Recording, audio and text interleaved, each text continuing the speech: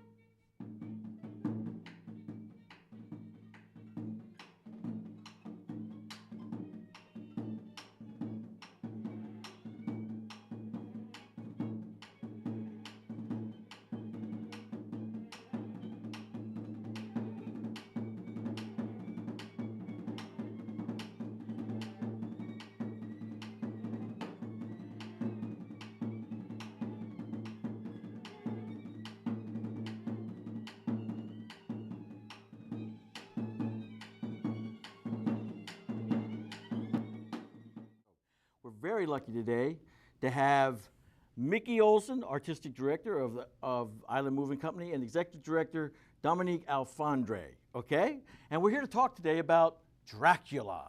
All right. So this is your third production of Dracula, right? It is.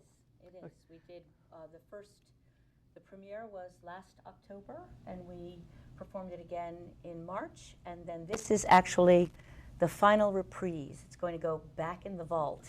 Away for a while. Kind of like Disney puts away their things. Absolutely. Okay, so this is the opportunity. Once in a while, you just sort of bring it out. What a great idea. Yeah. You know, so what's the fascination with Dracula? Because when you first told me about this, I was like, wow, well, you guys always are thinking outside the box. Anyway, okay, so that's what I love about the Island Moving Company is they are outside the box, because inside the box is claustrophobic, okay?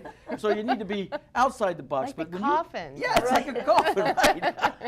But when you guys first told me about this, I said, wow, how are you going to do that? And then you're the venue you picked, the Belcourt Castle. What a great venue. Yeah, it's perfect. Okay, it's actually the idea of the venue came first. Someone had said to us, my son actually was commenting on how wonderful our Nutcracker was. That's at Rosecliff, and that it would be great to do another performance in a house. And I said, well, you know, the only other place that really allows performance like that is Belcourt. And we started thinking about that, and he said, oh, it really has to be Dracula then. And that's absolutely. How the idea came about. And it took us about 18 months to really flesh it out. So it started quite a while ago. And so, and you even went one step further where you didn't put the show in just one room. You used the entire castle, which was a great idea because now it becomes interactive. Mm-hmm. Now the audience gets to be able to move throughout the castle, taking in all that experience with all those those great, what do they call those? The suits of armor. Right. That great suit of armor. Right. These got like 6 or 8 of them up there. Right. Okay, and those staircases. Okay, so there's an experience. As the story moves, the audience has to move with the story. Right. They basically see the story through Dracula's eyes. From the beginning, they're sort of part and parcel of the whole scene. It starts with a big masked ball. Right. So they see that as a huge party that might be at Dracula's house. So they sort of feel part of that. Then they travel with him and experience the castle through his eyes.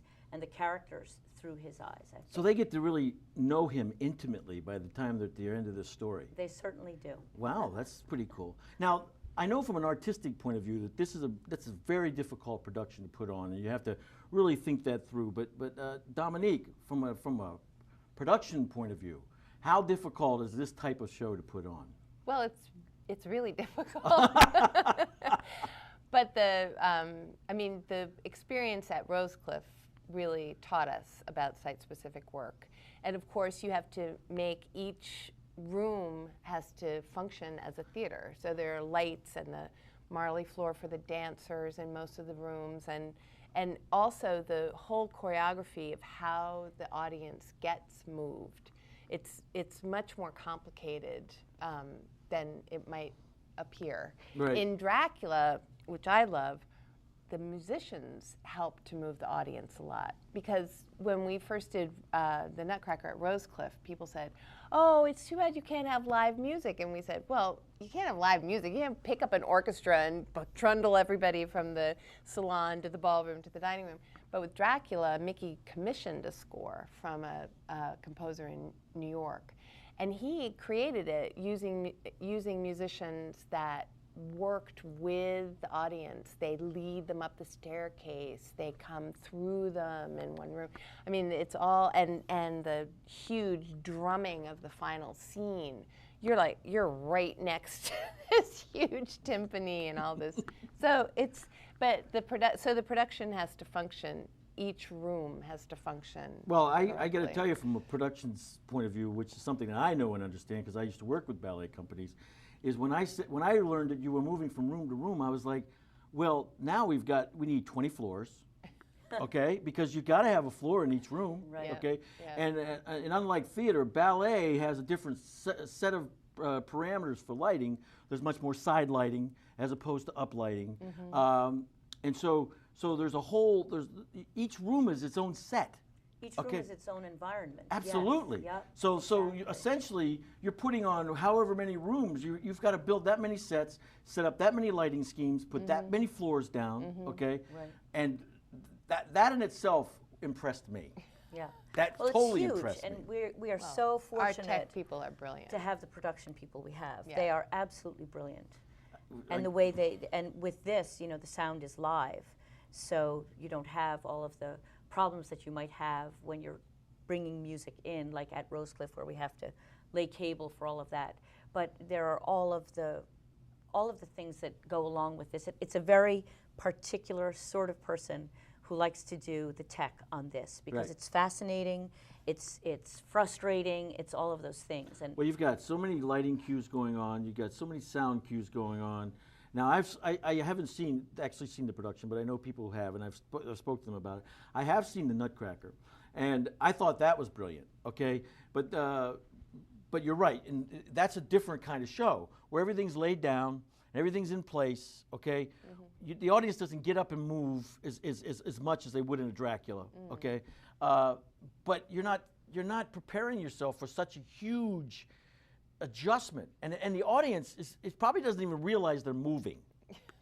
well, that is part of it, I think. They become so engaged, and also because when you're performing in a space like this, you're so close to the performers, to the dancers, to the musicians, that you can't help but be entirely engaged in the process. So you see people sort of you can't say on the edge of their seat because they're standing for a lot of it, but on the edge of their toes, just waiting for the next thing to happen. And they're so engaged that they naturally follow the action into the next room, and it's fascinating the way it goes. And what Mickey has done so brilliantly in Belcourt, because of the creepiness of the Dracula story, is you don't know where the action is going to come from. Right. So sometimes the action comes from behind you, or sometimes the action comes around a corner, or is through a doorway that you didn't think that was going to happen. So you absolutely took So it's advantage full of of the surprises. creepiness.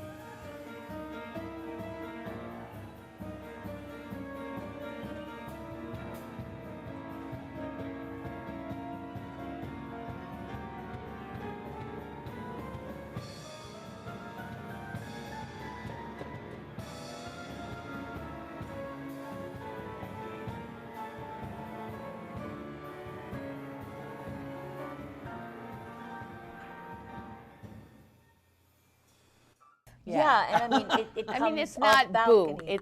It's not boo stuff, but it's always a surprise. You sort of walk into a room and you're like, okay, what's going to happen now? Right. Well, I can attest to you that I used to work at Belcourt Castle back in the 70s, okay, and it can be a creepy place.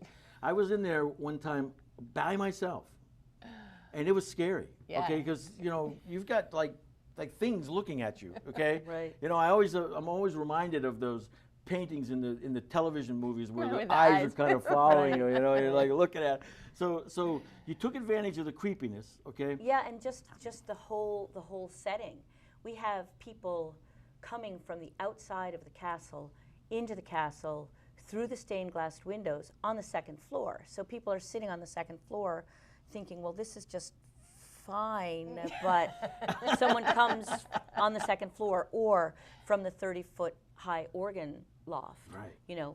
Flying into the set. So it's kind of amazing to have been able to create that kind of thing. That's just amazing. Yes. And I feel like I've been so fortunate because every single thing that I asked for artistically that I sort of envisioned, we were able to get this time around. We had great funders, we've had tremendous support and incredible audiences. So. Well, the evolution, the evolution of Island Moving Company continues to evolve. Okay, partly the reason why, at least from my point of view, that one needs to be outside the box, especially here in Newport, is that we have a lack of venues. Right. Okay, and because of our lack of venues, we have to think of outside of the box. So where are we going to take our wonderful dance company, and where are we going to perform?